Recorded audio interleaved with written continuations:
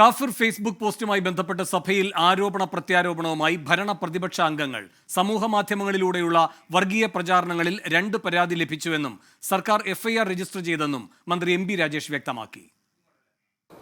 ഇക്കഴിഞ്ഞ ലോക്സഭാ തെരഞ്ഞെടുപ്പിൽ വടകര പാർലമെന്റ് മണ്ഡലത്തിൽ വർഗീയ ധ്രുവീകരണവും സാമുദായിക സ്പർദ്ധയും ലക്ഷ്യം വെച്ച് നവമാധ്യമങ്ങളിൽ മതവർഗീയത പ്രചരിപ്പിക്കുന്നത് സംബന്ധിച്ച് LDF സ്ഥാനാർത്ഥി ശ്രീമതി KK ശൈലജ ടീച്ചറുടെ തെരഞ്ഞെടുപ്പ് കമ്മിറ്റിയുടെ ചുമതലക്കാരൻ ശ്രീ C ഭാസ്കരൻ മാസ്റ്ററുടെ ഒരു പരാതിയും നാട്ടിൽ മതസ്പർദ്ധയും കലാപവും നടത്താൻ ആഹ്വാനം ചെയ്യുന്നതുമായ രീതിയിൽ സമൂഹ മാധ്യമങ്ങൾ വഴി പ്രചരണം നടത്തിയ സംബന്ധിച്ച് മുസ്ലിം യൂത്ത് ലീഗ് ജനറൽ സെക്രട്ടറിയുടെ പരാതിയും പോലീസിന് ലഭിച്ചിരുന്നു. 2 പരാതികളിലും പോലീസ് വിശദവും ശാസ്ത്രീയവും സമയബന്ധിതവുമായ നടപടിയാണ് സ്വീകരിച്ചത്.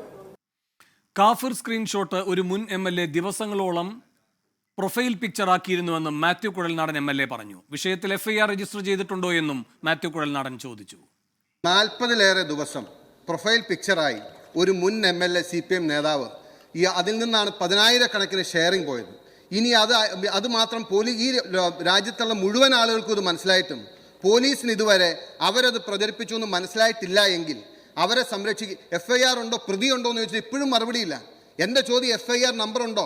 ഈ പ്രൊഫൈൽ പിക്ചർ ഇട്ട് ദിവസങ്ങളോളം ഇത് പ്രചരിപ്പിച്ച മുൻ MLA പ്രതിയാക്കിയിട്ടുണ്ടോ? ഈ ചോദ്യത്തിന് ഉത്തരം ഉണ്ടെങ്കിൽ ഉണ്ട്, ഇല്ലെങ്കിൽ ഇല്ല എന്ന് പറഞ്ഞാൽ മതി.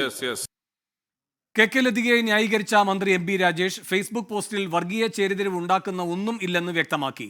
വർഗീയതയ്ക്കെതിരായ പരാമർശമാണ് അതിലെന്നും മന്ത്രി വിശദീകരിച്ചു.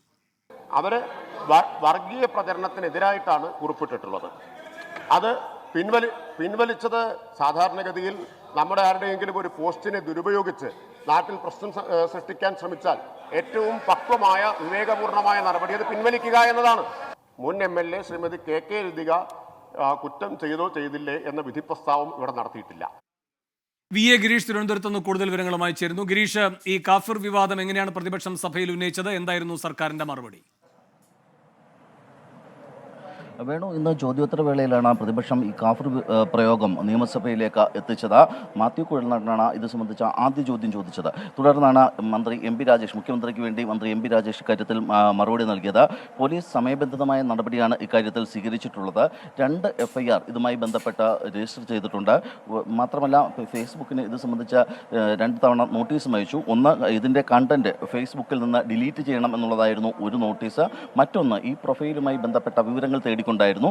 ഈ വിവരങ്ങൾ ഇതുവരെയും ലഭിച്ചിട്ടില്ല. ലഭിച്ചാൽ ഉടൻ തന്നെ പോലീസ് ഉചിതമായ നടപടിയെടുക്കും. ഒരു തരത്തിലുള്ള വർഗീയ ധ്രുവീകരണത്തിനും ഇടകൊടുക്കുന്ന സംഭവങ്ങളെ പ്രോത്സാഹിപ്പിക്കുന്ന സമീപനമല്ല സംസ്ഥാന സർക്കാരിൻ്റേത് എന്നുള്ളതായിരുന്നു മന്ത്രി എം.ബി. രാജേഷിൻ്റെ പ്രതികരണം. അതോടൊപ്പം തന്നെ ഇത് തുടർന്നാണ് മാത്യു കുഴൽനാടൻ ഇക്കാര്യത്തിൽ FIR രജിസ്റ്റർ ചെയ്തിട്ടുണ്ടോ, ഒരു മുൻ ഇടതുപക്ഷത്തിൻ്റെ MLA തന്നെ ഇക്കാര്യത്തിൽ ഇതുമായി ബന്ധപ്പെട്ട ഈ പദപ്രയോഗങ്ങൾ അടങ്ങിയ ഒരു ഫേസ്ബുക്ക് പോസ്റ്റ് നേരത്തെ ഇട്ടിരുന്നു. പിന്നീട് അവർ പിൻവലിക്കുകയും ചെയ്തു. ഇവർക്കെതിരെ നടപടി എടുത്തിട്ടുണ്ടോ എന്ന ചോദ്യം ഉന്നയിച്ചത്. എന്നാൽ KK ലതികയുമായി ബന്ധപ്പെട്ട കാര്യങ്ങളിൽ അവരെ ന്യായീകരിക്കുന്ന തരത്തിലുള്ള മറുപടിയാണ് മന്ത്രി എം.ബി. രാജേഷിൻ്റെ ഭാഗത്തു നിന്നുണ്ടായത്. KK ലതികയുടെ ഫേസ്ബുക്ക് പോസ്റ്റ് നിയമസഭയിൽ വായിച്ചുകൊണ്ടായിരുന്നു അദ്ദേഹം ഇതിനെ ന്യായീകരിച്ചതും. കാരണം ഒരു തരത്തിലുള്ള വർഗീയ പരാമർശവും ഇതിലില്ല. മാത്രമല്ല മതസൗഹാർദ്ദത്തിന് വേണ്ടിയുള്ള ഒരു പോസ്റ്റായിരുന്നു ഇതെന്നാണ് മന്ത്രി എം.ബി. രാജേഷ് വ്യക്തമാക്കിയത്. തുടർന്നാണ് നിയമസഭയിൽ ഭരണ പ്രതിപക്ഷ ബഹളമുണ്ടായത്. ഇത് വി ജോയ് ഉന്നയിച്ച ഒരു ചോദ്യവുമായി ബന്ധപ്പെട്ടായിരുന്നു. വി ജോയിയുടെ ചോദ്യം യൂത്ത് കോൺഗ്രസ് സംഘടനാ തെരഞ്ഞെടുപ്പുമായി ബന്ധപ്പെട്ട വ്യാജ തിരിച്ചറിയൽ കാർഡ് വ്യാജമായി തയ്യാറാക്കിയതുമായി ബന്ധപ്പെട്ട കേസ് നിലനിൽക്കുന്നുണ്ടോ, ഇതുമായി ബന്ധപ്പെട്ട അന്വേഷണം ഏത് ഘട്ടത്തിലാണ്? തുടർന്നാണ് പ്രതിപക്ഷം ബഹളവുമായി എഴുന്നേറ്റത്.